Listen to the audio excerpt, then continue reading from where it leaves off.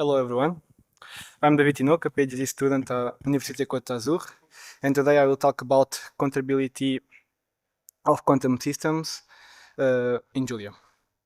So, okay, so I'm studying the quantum systems in terms of the trajectories, the control, what is a better control, and so on. But to study this type of things, we need to understand if first the systems are controllable or not. So how do we know that the systems are controllable? We start one state, we give one input, and we want to arrive at another state, the final state. If this happens, the system is controllable, like the dog, the friend of human. Otherwise, the cat doesn't accept the orders, so doesn't change, so it's not controllable. In the quantum systems, it's the same, but we have a plus. We want also trying sometimes minimizing the time or the energy. But the controllability is more than that. So we can have a set of inputs, and we will arrive a set of final states. And this set of final states we call reachable set, and the system is just completely controllable if this reachable set is all possible cases. So from the Schneider equation, we can derive the unitary propagation equation, that is this equation dot u equal minus h of u, that we can divide, and h0 usually is the drift plus the sum of controls times the hi. And we know that the solution of this differential equation is always unitary. This means that our reachable set is always a subset of the group of the unitary matrix. And why this is important? Because there is a real Lie algebra rank condition that says that the reachable states from the system is connected to the Lie group associated with the Lie algebra generated by the span of minus I h of u. But with the Lie algebra is a vector space with this operation, the commutator, and to describe the qubits in quantum systems, usually we use polymetrics that are Hermitian and have very good properties between them. So how we generate this Lie algebra? First, we need to choose the Hamiltonians that are on the equation, h0 plus the a1, a2, depends on number of control, and we'll commute all possible cases between the commutators. After that, we will compute the rank of these new elements and try to see if it has the same dimension of the unitary group. If not, we go to next step and we compute the new elements with the elements of the basis, and we compute step by step until arrive to the dimension desired. If not, if it has two consecutive dimensions without a rank increase, then the system is not controllable.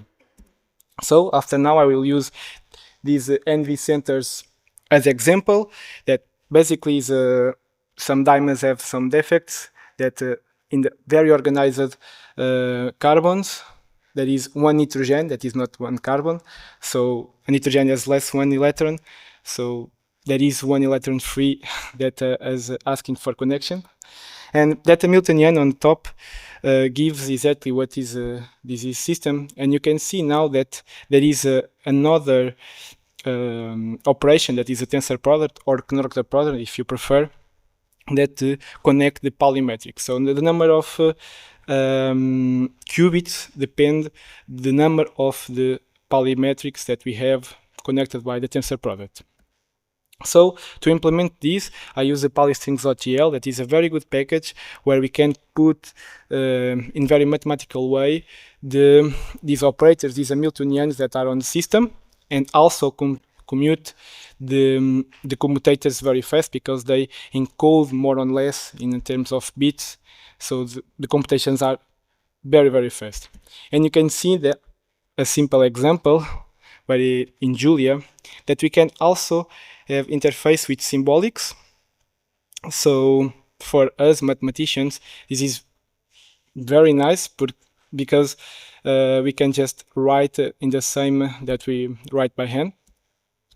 To check the rank, I use the roll rank approx.jl that help us to compute the rank of sparse matrix. And this is important because, as I said before, we are not computing the rank of the matrix, but the rank of the elements of the Lie algebra. This means that we need to encode our Hamiltonians in a vector that has a dimension of the Lie algebra. So you can see in the first iteration before the commutators, the matrix has a lot of zeros. So it's important that have very good algorithms that compute the rank in sparse matrix. So here there is an example of the algorithm, the output, and you can see that this example is a very simple example, but it's true, the system is controllable. And why this study is important? Because it helps us to improve the systems. For example, I need 2 controls for this system. I don't know.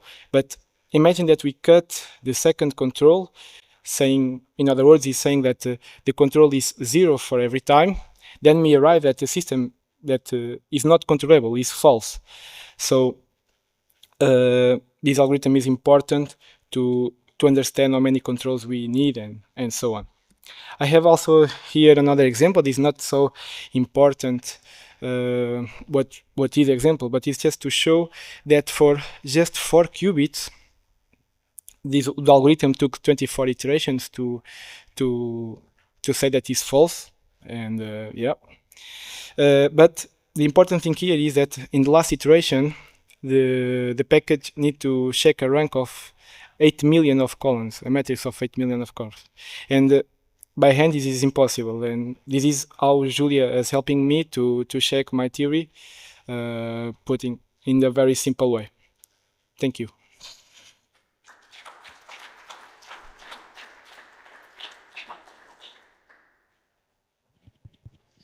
Do you have some question? Yes. Thank you. So this is all theoretical work, right? Yeah. No, just because I mean, so it's a goal eventually. Then, because I mean, there are some experimental physicists, for example, that work with nitrogen vacancy centers, for example, and make some experiments with them. So, is there like something you could now calculate that they could somehow confirm or measure or use, or what is the idea how to go from there? So you can repeat last part. Like what I mean, how do you plan from the theoretical work? How do you want to? Is there a way to somehow that this could be useful for like some experimentalists, for example, who work with this stuff in practice?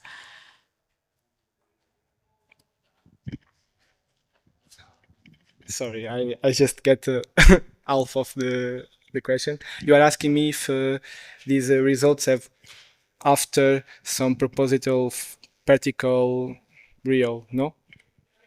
You are joking from? Yeah, because of these, after this, we know that now the system is controllable, so you can start optimizing. I have also a part of optimizing, but I don't have time to show. But with the optimizing part, we can now fix the best parameters to then create the physical experimental.